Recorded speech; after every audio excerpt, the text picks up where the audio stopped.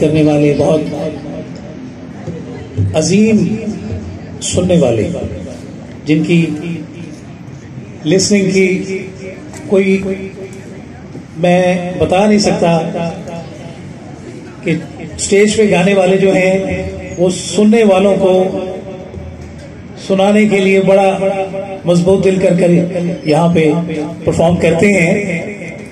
मेरे साथ अलमरा arts council के, बल्कि पाकिस्तान के बहुत ही लाजवाब तबला प्लेयर और कीबोर्ड प्लेयर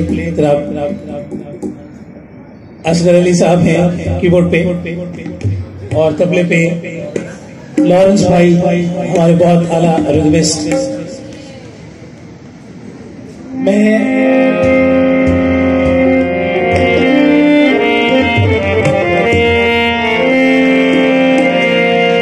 बहुत शुक्रगुजार हूँ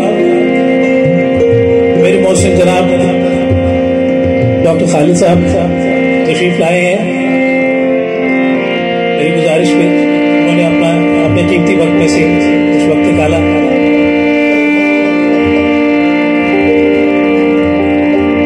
आपकी इजाजत से